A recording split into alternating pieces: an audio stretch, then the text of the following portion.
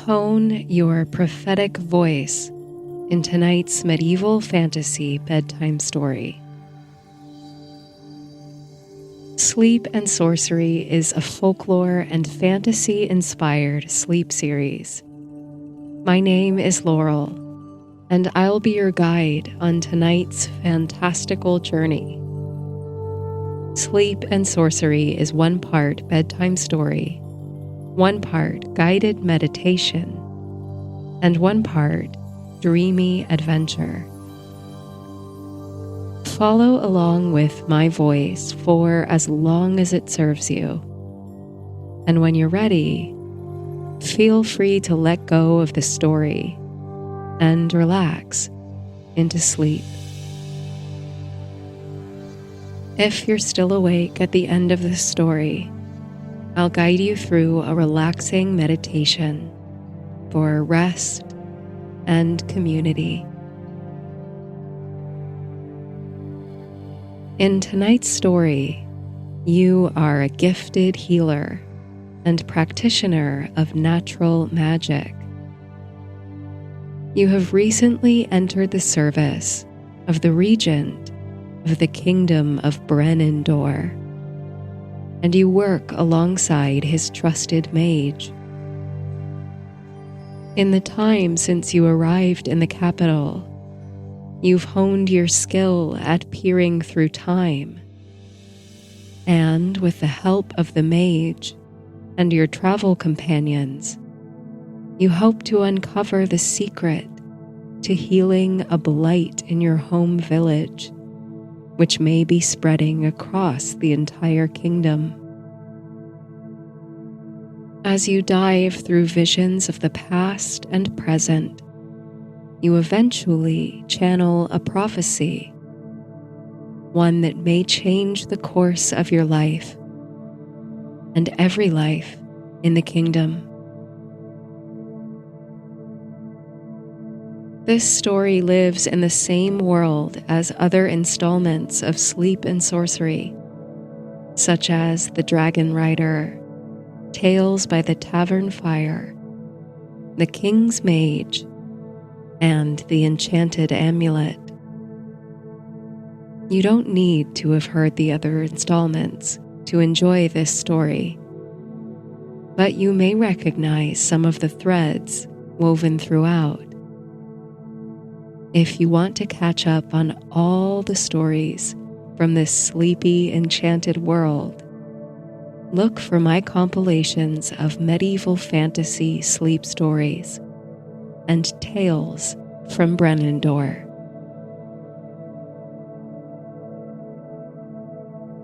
All that you touch, you change.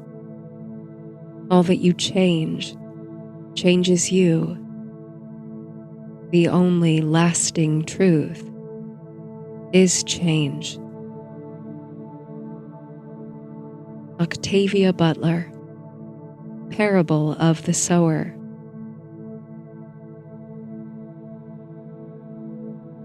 You are outside your body again, dropping through layers of a distant past, submerged in visions and running water.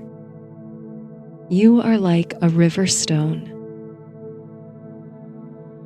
You feel your surfaces smooth out and tumble, flickering between states.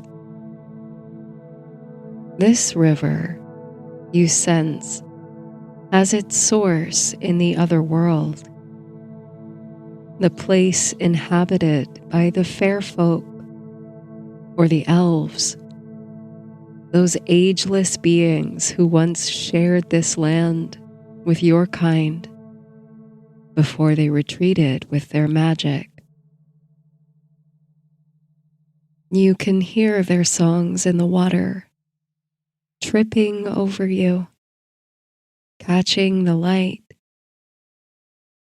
The liquid songs pass through you, too, for you realize you are not entirely opaque. So, not a river stone then.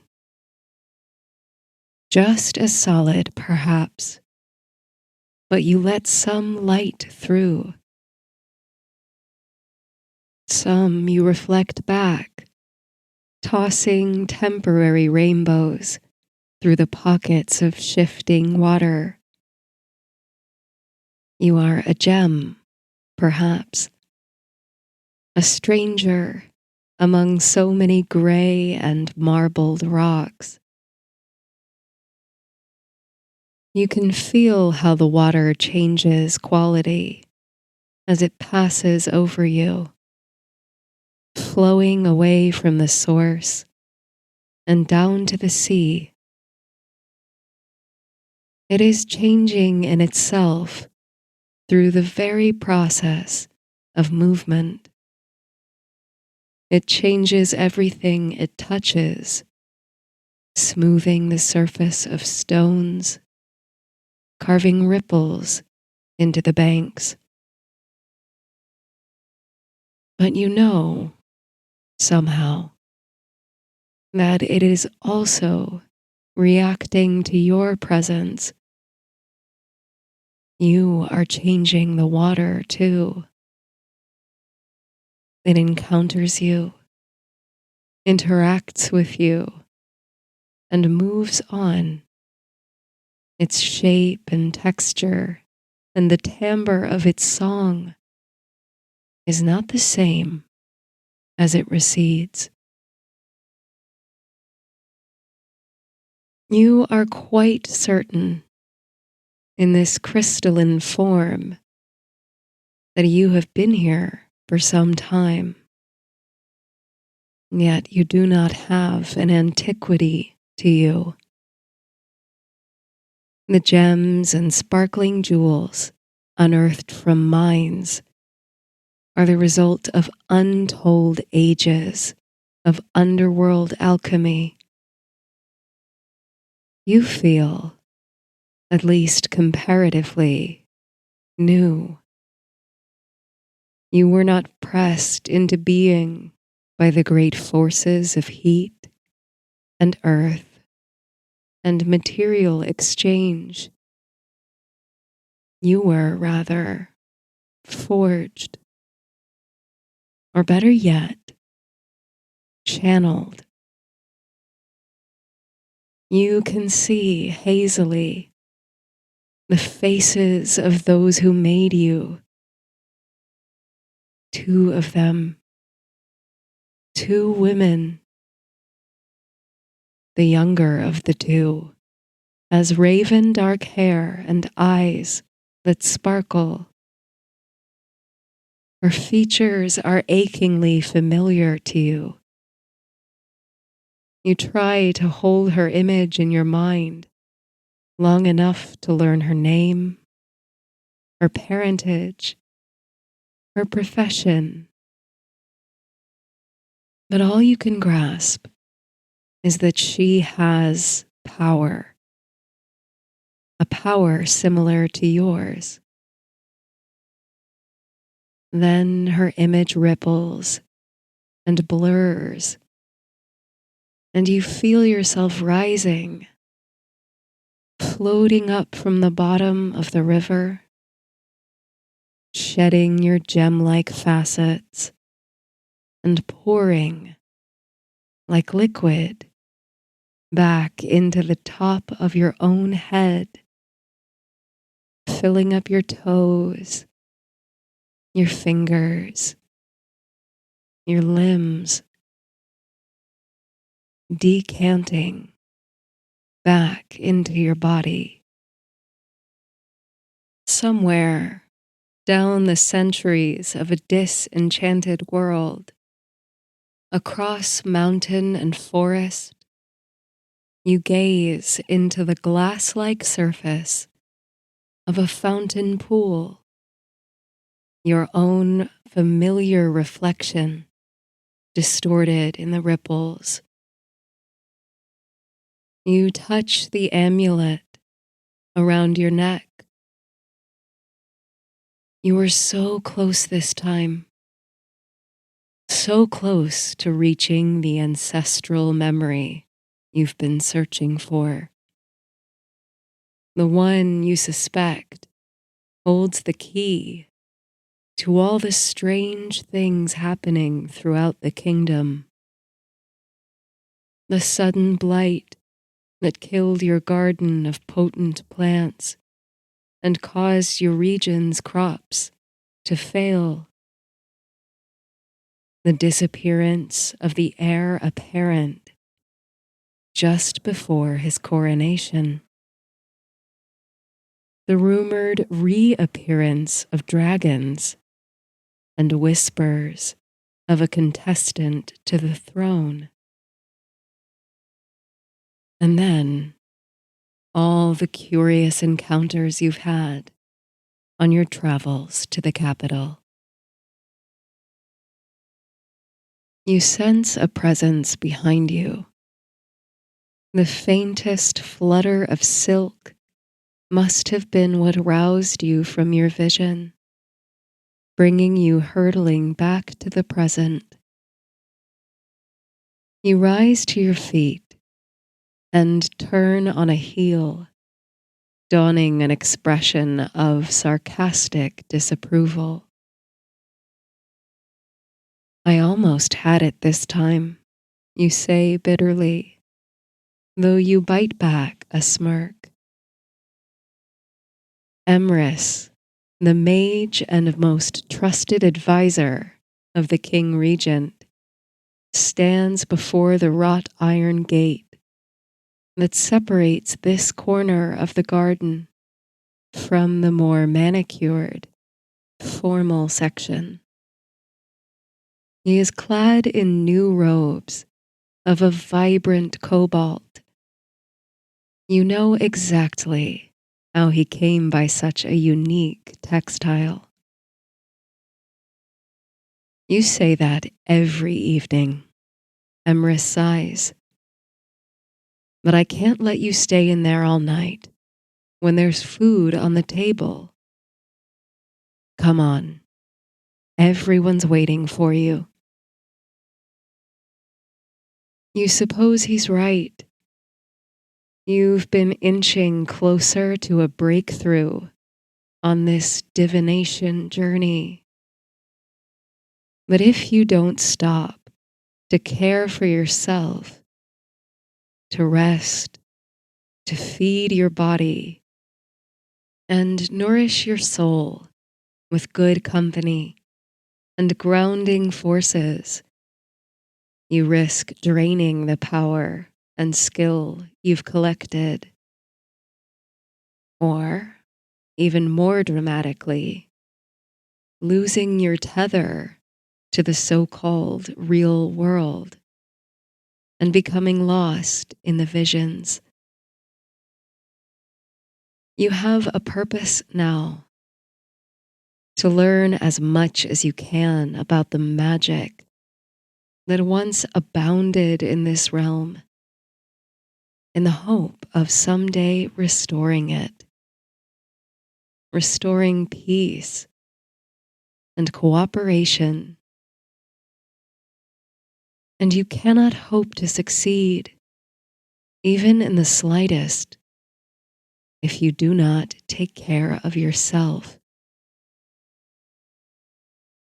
Very well, you say, and Emrys escorts you from the herb garden, the centerpiece of which is the great fountain in which you've been scrying every night for these past few months. A great sculptural dragon twists over the basin.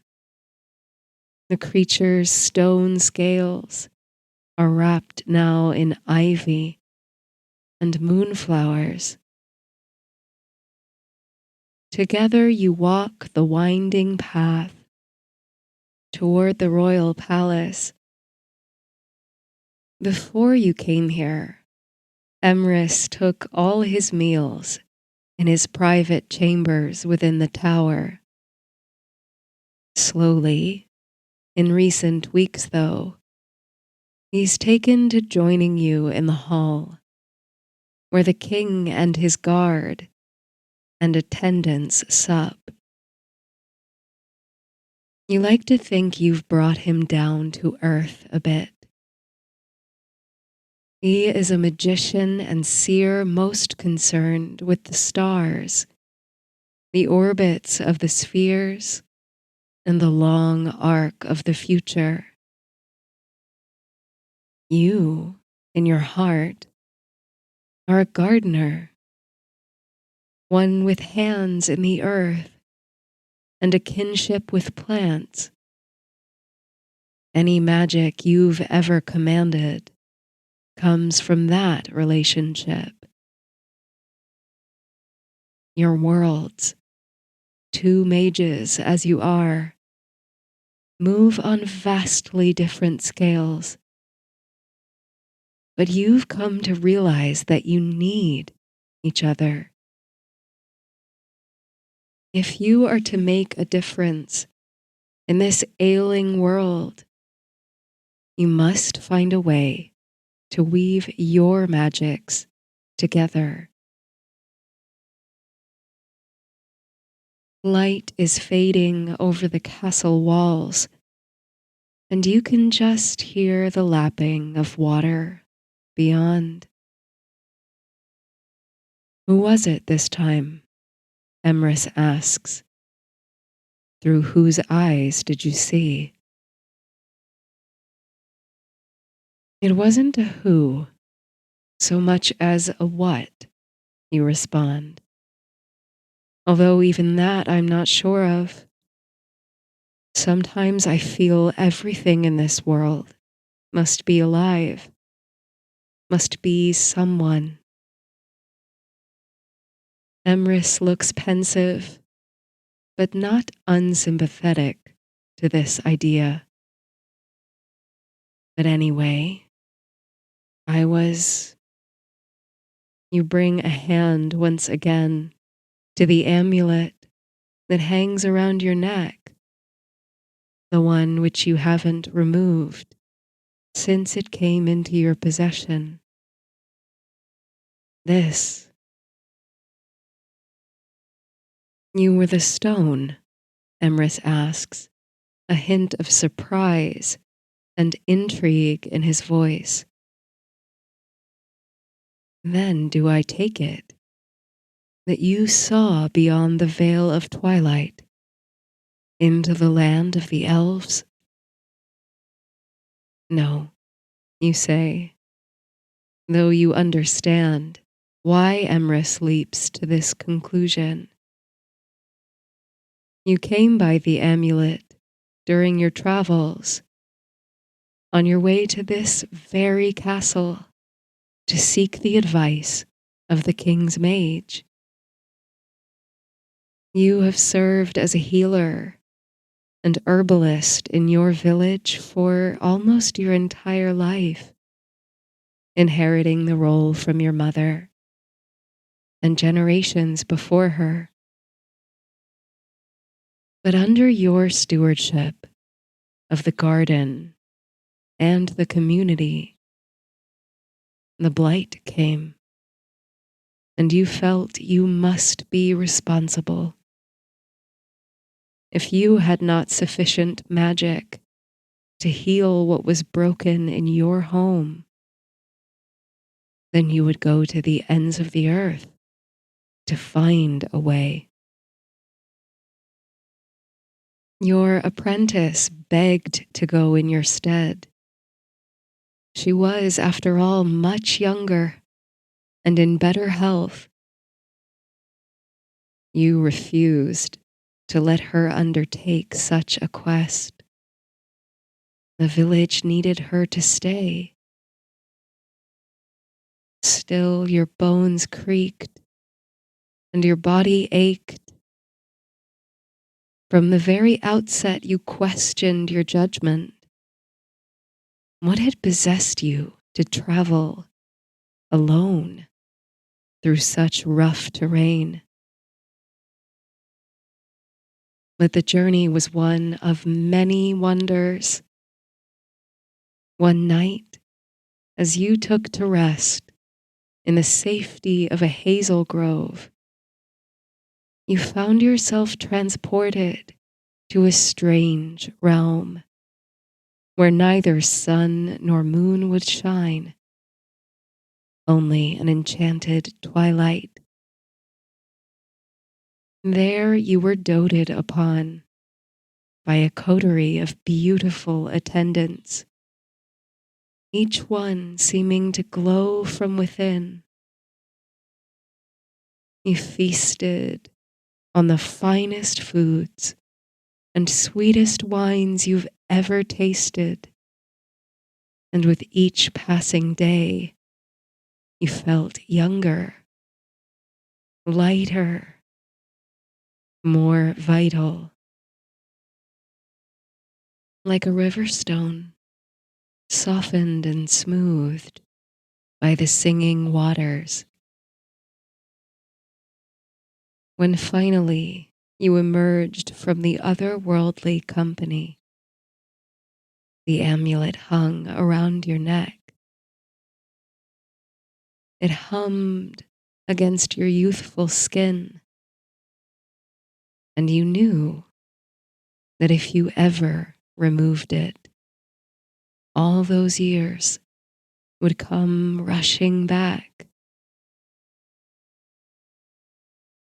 And until tonight, until the vision you were just granted, you believed the amulet was some elven artifact, something enchanted by their hands for the purposes of your journey. Now, you suspect the gem has its origins in something closer to home. I lay at the bottom of a river, you say, describing the contents of your vision. And I knew that river. I could swear it was the Ardent, the river that flows through Silverfair, my home. But I also felt that I knew its source, and that its source lay beyond the borders of Elfland. But maybe I was mistaken. You add this last after stealing a glance at Emrys, whose brow is furrowed. Trust your instincts, he says. They're sharper than mine, anyway. You smile as you and your friend pass under the colonnade and through the oaken doors to the hall. Already there are dozens of people at supper. Household attendants, King's Guard, lords and ladies. The King Regent is not at the head table, though he rarely is these days. You suspect he accompanied the latest envoy to the lesser courts in search of his heir, who vanished unceremoniously at the very time you and your friends arrived. Most of the denizens of the capital seem grateful that the prince's disappearance didn't provoke all-out war, given that the regent suspects kidnapping. But with rumors of rebels and dragons stirring across the land, and still no sign of the boy, such a peace is unlikely to last much longer. You try to put this unease out of your mind for now. You join your friends at their table, where they are delighted to welcome you. To the uninformed onlooker, your group of companions must appear tremendously unlikely. There's you in your finery, and Emrys the king's trusted right hand, resplendent in silk. Then there's the chambermaid, Lunette, and the funny comrades you picked up on your travels. A trio of half-elves called Brightbuckle, Whistle, and Thorn, and a merchant dyer from the south, Dalian, who's responsible for the many brightly colored robes that now bedeck many of the castle's inhabitants. Not long ago, you were all strangers whose paths crossed in a warm and welcoming tavern. You've been inseparable since, and you kept each other safe on the road to the capital. You think you've even made each other better people, more open to hearing others' stories and sharing their joys and sorrows. You're more inclined to helping strangers. On your first day in the capital together, you scooped up a youth who had swooned in the square, fed him, and got his strength back up. You wonder sometimes where that young man got off to, whether he was safe. After pursuing an audience with Emrys and entering the service of the regent, you pushed for your friends to be given a place at court. As it happens, the half-elves are warriors skilled with a bow, and they have made valuable contributions to the castle guard. They were reluctant at first, as they'd only come this far to petition the king on behalf of their people for sovereignty. But you convinced them to work toward that goal through climbing the courtly ranks, rather than approaching an uneasy regent with no clout. Meanwhile, Dalian's talent with textiles and the exotic dyes brought from his home at the kingdom's southernmost tip has made him an in-demand artisan at court. Even the king regent is dressed in his linens and silks. You join your band of misfits happily, shaking off the last shiver of vision and trance, settling instead into laughter and conversation. Having such a cross-section of companions means you're able to learn much about the goings-on in the castle and beyond its walls. You command a unique position of being in the know, even before you count your tendency toward second sight. Tonight, you hear gossip all the way from the midland town of Merrymeet, where a stranger was said to have conquered the beast that once prowled the streets. Most of the guard think it's all tall tales, but Brightbuckle thinks there must be something to it. At any rate, no one seems to know what manner of beast it was. Lunette, at least, seems especially interested in the topic. But your friends lean in extra close as you share the wisdom you've gained since last you spoke. You relate the experience of this evening's vision, your certainty that you inhabited the memories of your amulet and its unexpected appearance at the bottom of a river so near your home.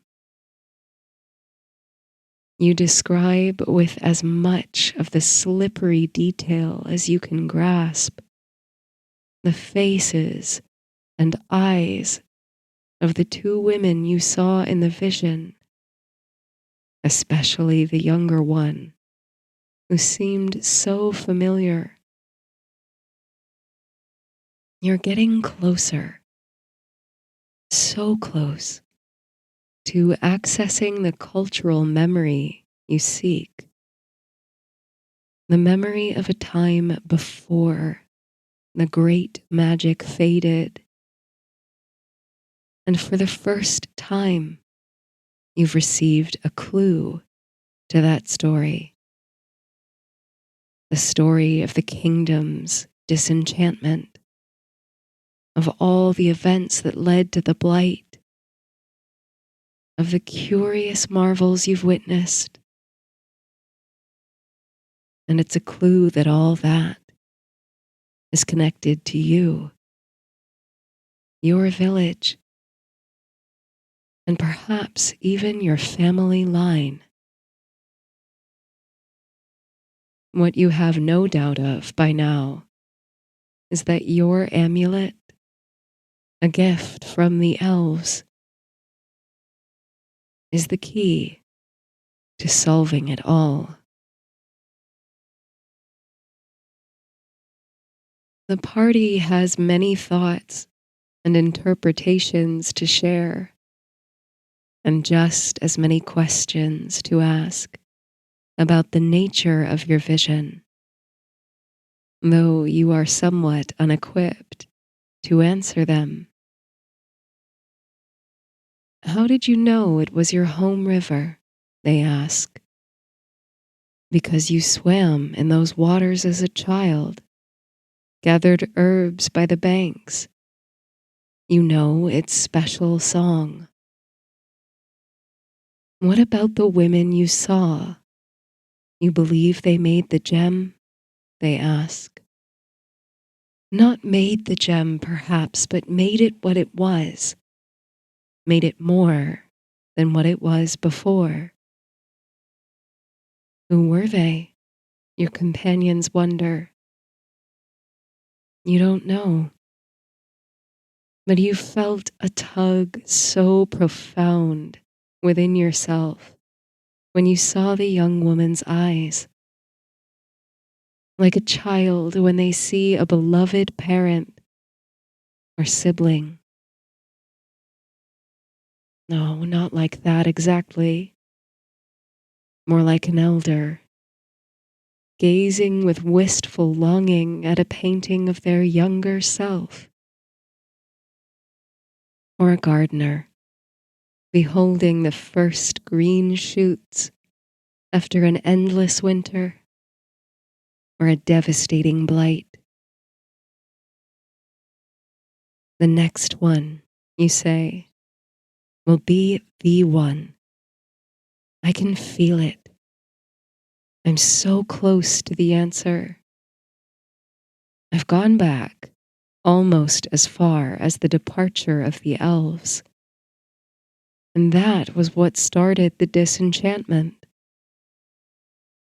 The next time I dive, I'm sure I'll see what really happened.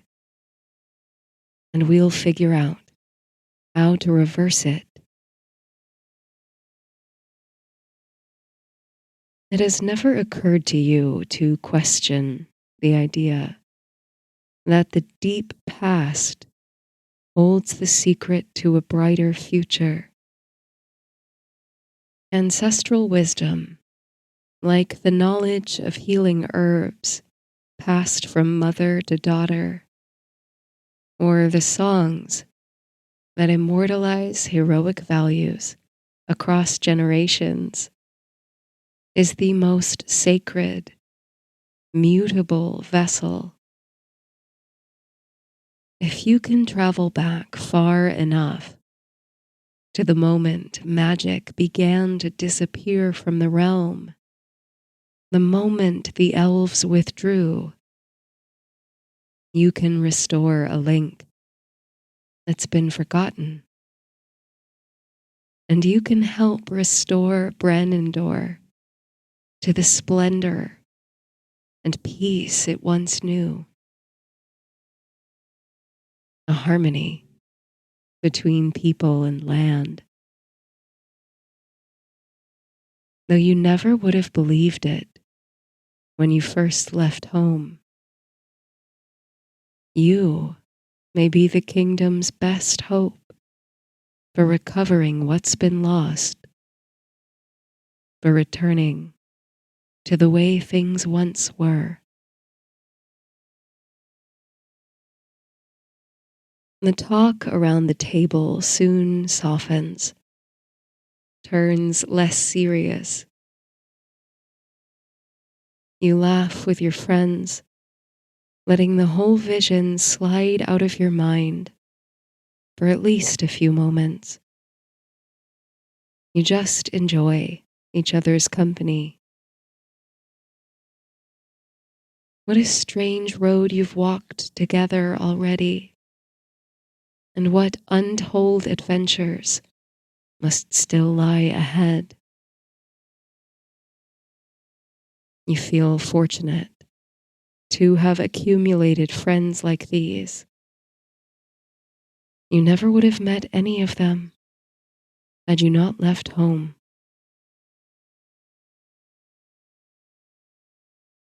Finally, the hour grows late, and little by little the hall empties out. Lunette is off to finish her evening duties, and Emrys disappears to his tower. Your travel companions, Dalian and the half-elves, escort you back to your chambers and wish you good night. You have a small but comfortable room in the palace, with a window that faces the garden. When the moon is full, you can even glimpse the hidden herb garden and the dragon fountain. Tonight, a haze is rolling in off the water, and you can't see much from your window at all. Only darkness and a smattering of stars. Still, you look out over the mist, almost a scrying surface in itself, and imagine you can make out shapes and stories in its patterns. There are times you feel everything in this world must be alive and connected and working together. Even mist, even water, even rocks.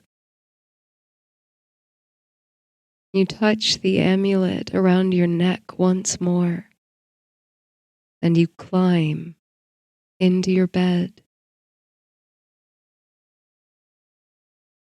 You sink like a river stone towards sleep, dropping a little deeper down with every breath you take.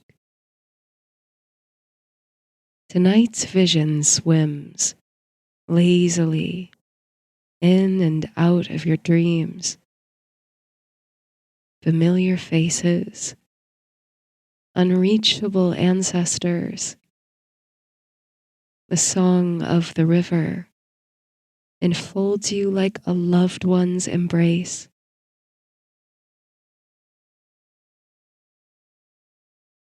Is it the trill of the little bird perched in your window?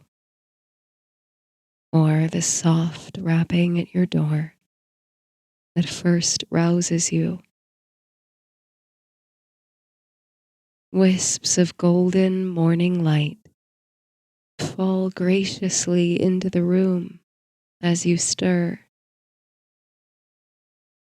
Your eyes catch the flash of golden and brown before the tiny bird, with a voice much stronger than his size suggests, flits away. Another soft rap at the door. You put on a silk dressing gown of deep saffron, made for you by Dalian, of course, and go to answer the door. It's Lunette. You wonder what she's come for at this early hour. The King Regent, she says, and his search party. They returned in the night. He wants a word with you. With me, you say, surprised. Since joining the household, you've had no direct contact with the monarch. You hardly thought he knew your name. Emrys will be with you, Lunette clarifies. He's waiting for you now. I'll take you to him. She waits for you as you dress, swiftly, so as not to keep the king waiting. Then Lunette leads you down the steps and through a labyrinth of light-filled corridors, past gallant tapestries and exquisite paintings. Emrys joins you at the mouth of the hall, and together you move into a part of the palace you've never seen. You've never been inside the throne room, after all. Past an alley of portraits you stride, glancing here and there at the empty spaces on the wall. You imagine the images of the old king, against whom the regent led a rebellion, were removed or destroyed. Vestiges of his reign can be found here and there. The dragon fountain, for instance. But few at court dare to speak of the ruling family that was so violently removed from power. Steps from the entrance to the throne room, however, you stop. Your fellows make it a few further strides before they realize they've lost you. You stand, mouth agape, at a portrait on the wall. It's of a young man, decked in the regalia of the ruling house. He wears a coronet upon his brow and a fine brocade of crimson and gold. A sword is at his hip, and he holds a shield with the family's herald, a lion poised on the back legs with a forked tail. What is it? Emrys asks, concern in his voice as he doubles back to join you. Lunette steps in behind. You gesture to the painting wordlessly,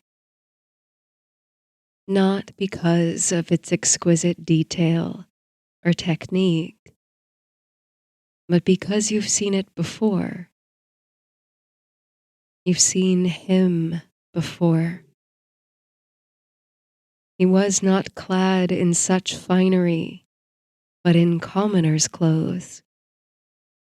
He was out among the people at a festival in the square. You and your companions caught him when he nearly fainted at the center of all the activity. You broke bread with him. Is this the crown prince, you say? Is this Owain? Emrys and Lunette respond in the affirmative. He disappeared on the day of the coronation, did he not? You continue, and your question is once again affirmed. I think I may have been among the last to see him. You turn away from the portrait now, and your eyes catch those of Lunette's. There's something unreadable in her expression. You want to tell your newest friends about the encounter you had with the prince, everything you remember, in case it could help with tracking him down. But before you can say a word, the doors of the throne room open. The King Regent's attendants invite you within. You share a loaded glance with your companions before straightening up and following the attendants inside. The King Regent sits in the ornate throne at the head of the hall. He leans against one side, his forehead balanced atop arched fingertips. He looks old, weary, exhausted. You feel for him. He may not be the most beloved ruler or the most compassionate person, but to toil on for so long without knowledge of his child's whereabouts, this is a sorrow you would wish on no one. Any hope that the search party had returned successful now evaporates from the room. Among the king's guard posted throughout the chamber are your half-elf companions, Brightbuckle, Whistle, and Thorn. You are glad to see them here. You still do not know why you were summoned, but their presence makes you feel calm and safe. Without lifting his eyes, the sorry monarch clears his throat and calls your name, entreating you to step forward. You obey. I'm told you have visions, he says. My trusted mage tells me your skill surpasses his own in many ways. You feel color rising to your cheeks. You look at Emrys, who nods humbly. I've asked you here to inquire if you've seen anything. A crack of desperation enters the king's voice here. Anything about my son, the Prince Owain. You lower your head in respect. Your Grace, you say softly, I am afraid I have not. I cannot control what visions or messages are sent my way. This is mostly true. Certainly you have skill, and you can maneuver through the memories to an extent. But the waters tend to push back, steering you along a course already determined. But the thing you haven't the heart to tell him is this: you are not looking for the prince. You are not diving into the past for the sole purpose of bringing him home. Your motives are broader. You look to the past to find answers upon which the entire kingdom depends, not one youth. The recovery of the prince is secondary to your greater purpose, restoring magic to Brenindor. But surely, the regent says, almost pleading, you could try. You could look again. I have searched, and I have negotiated, and I can abide the injustice no longer. If he is not safely found soon, there will be no other choice.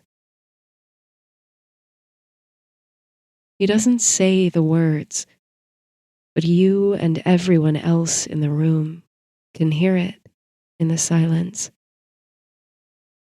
If the prince is not discovered, he will have no choice but open war. Emrys steps forward now, side by side with you. He speaks up on your behalf, insisting that your skill improves every day.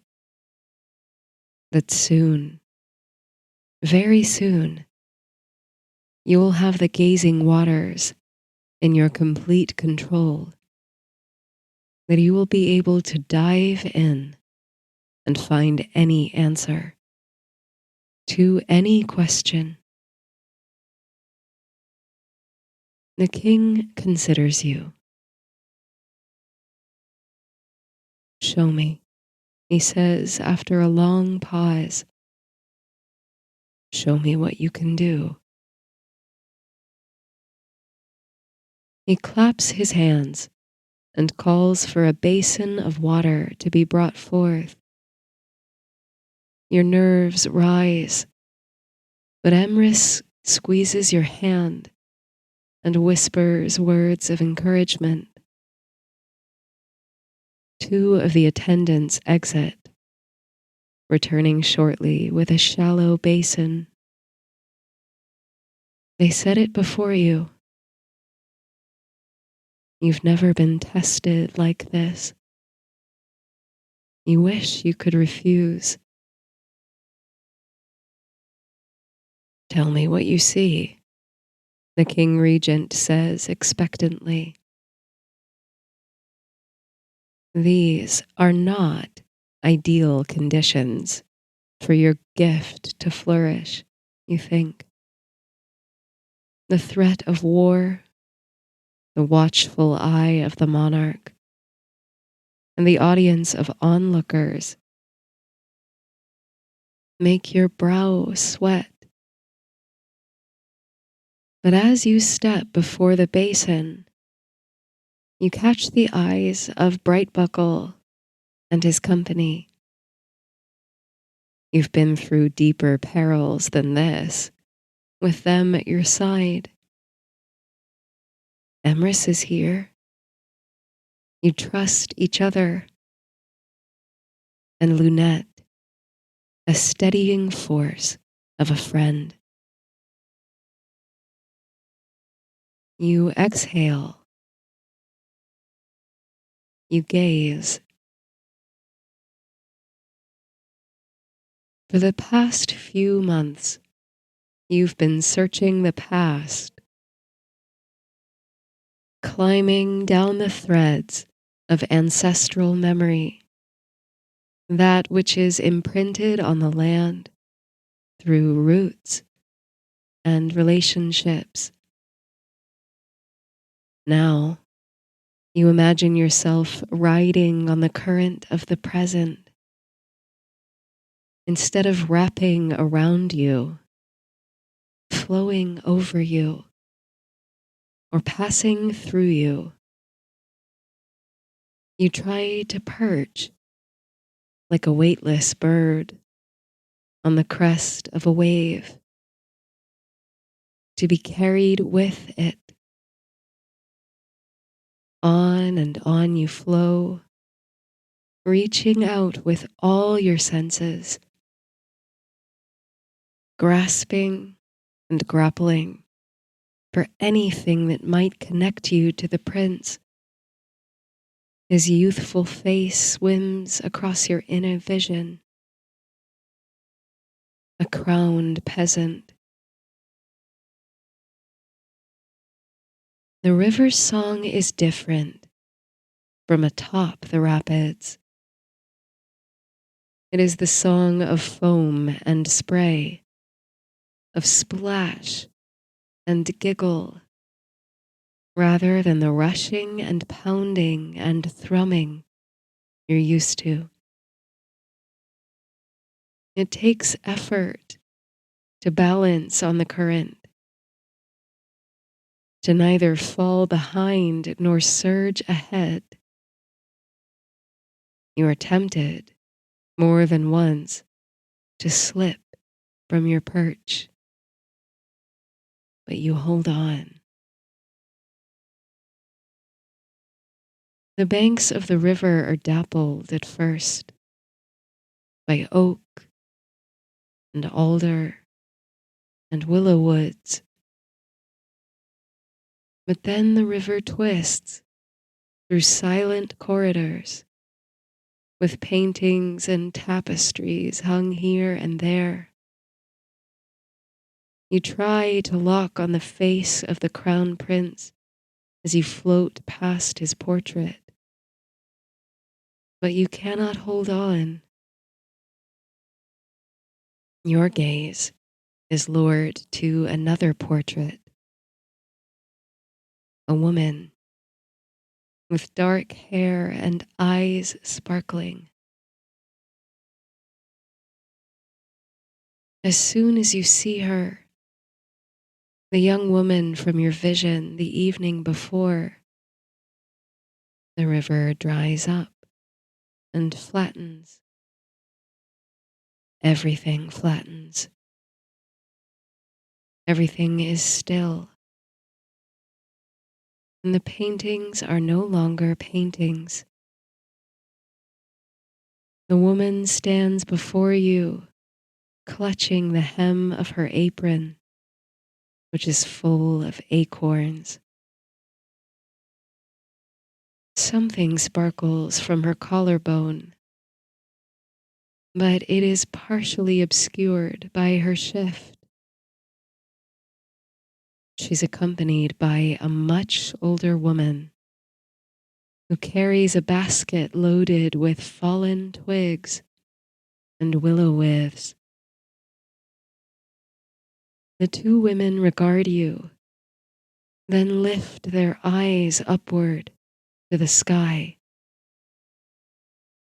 The moon is full and bright, and something large and winged is silhouetted against it. You think you hear heavy footsteps behind you, but you turn to see nothing but a small bird perching on a toadstool, one of many that grow in a ring. Beyond the mushrooms, there is only a lavender mist. The amulet around your neck grows warm, almost vibrates against your chest.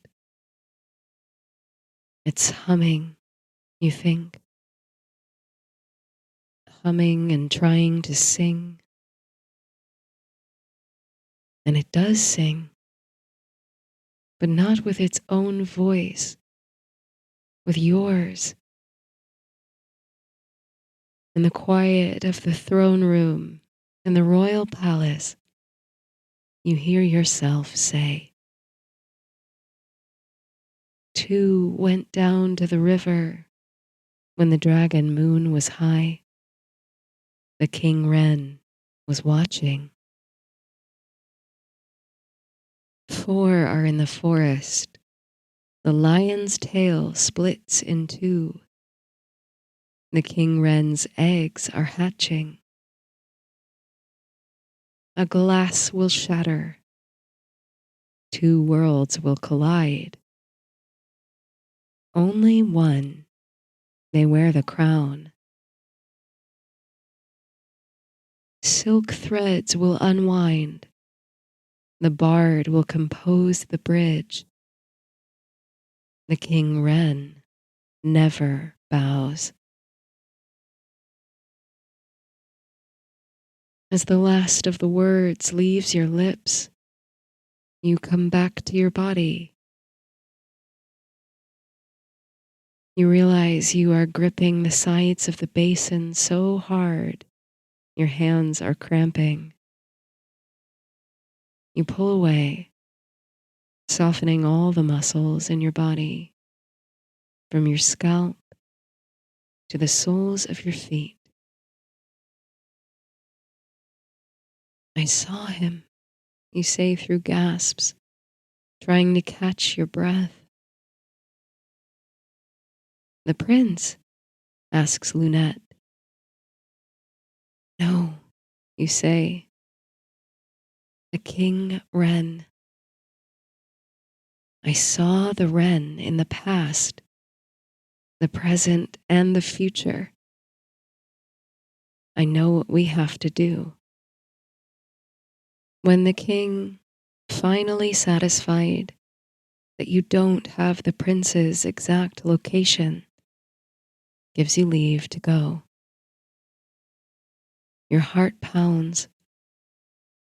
You send a message to Dalian and the half-elves, asking them to meet you, Emrys and Lunette, by the dragon fountain at nightfall. You wait for your friends behind the wrought iron gate. You pace before the dragon's statue, looking up at the fierce creature from time to time. The symbol of the old king's house, an enduring symbol of the way things used to be. Back when they were, according to some, better. When the land was richer, the people more prosperous, and magic more abundant. It's only now that you realize looking to the past is not the only answer to the kingdom's problems. In fact, it is dangerously insufficient. To make the best world for the future, you need more than memory.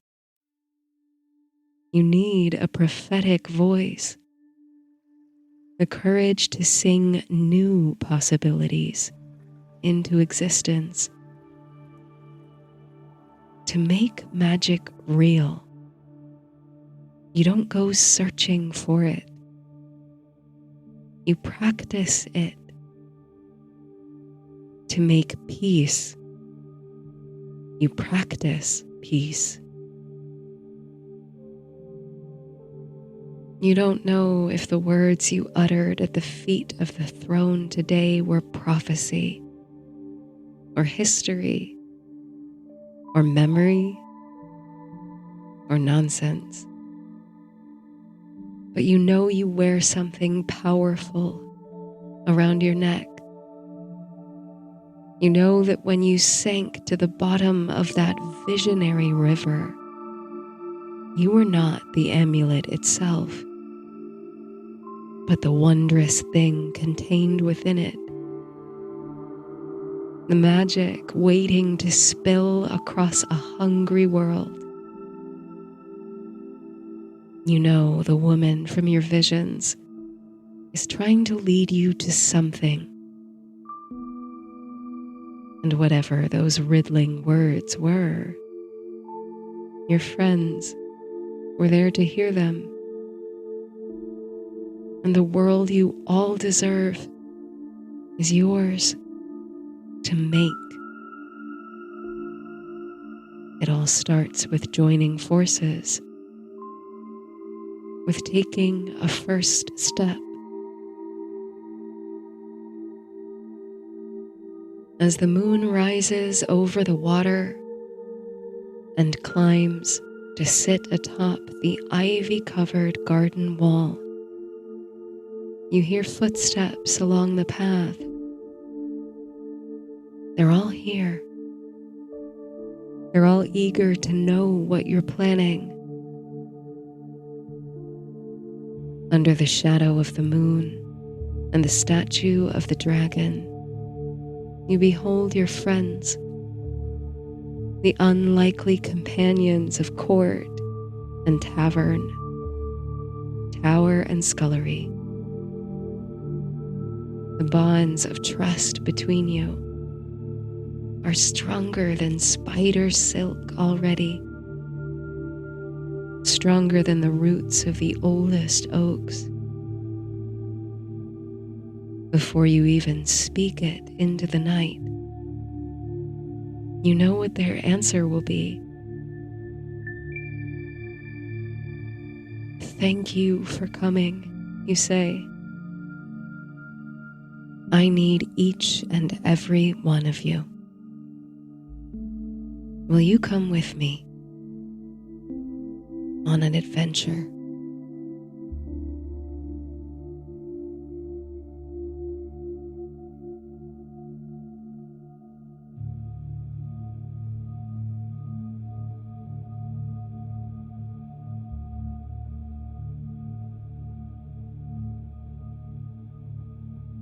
Settle into a state of calm and flow, as if you are adrift on a gently moving river, letting it guide you toward sleep.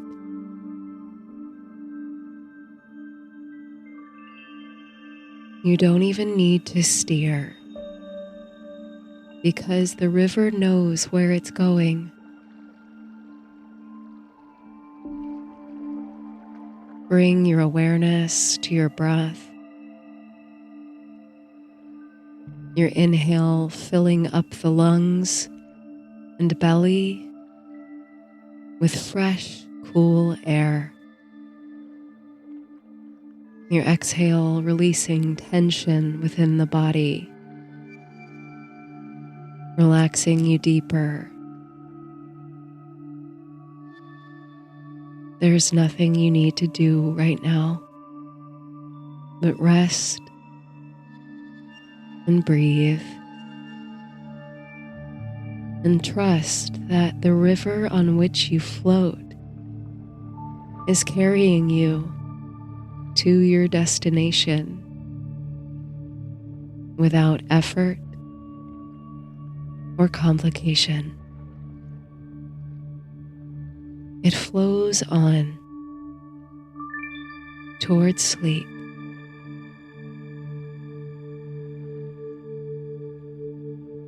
Consider how you are like a river, ever flowing, ever changing. You are more than meets the eye, more than what appears on the surface. And so is everyone you meet, each traveling their own path, living a complex, beautiful story, whether you know it or not.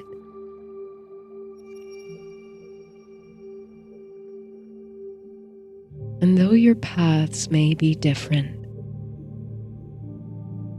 though you may make choices that send you on different forks in the river, You are still traveling through this life together in community, in relationship. No one in this life is alone.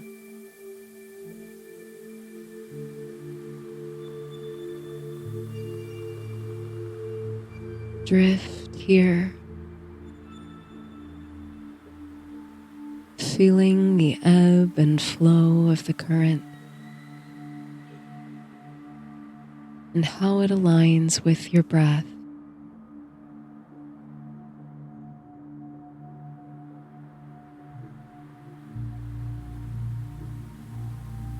Let your mind and body be calm,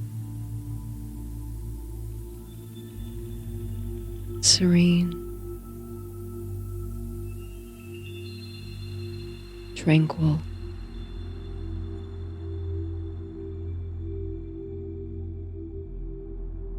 Surrender to the flow of the river.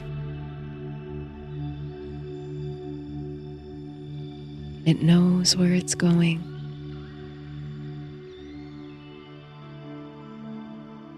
It knows where you need to be.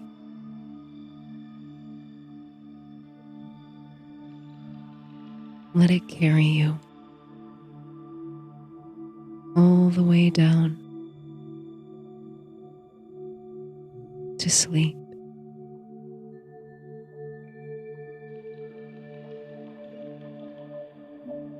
Good night.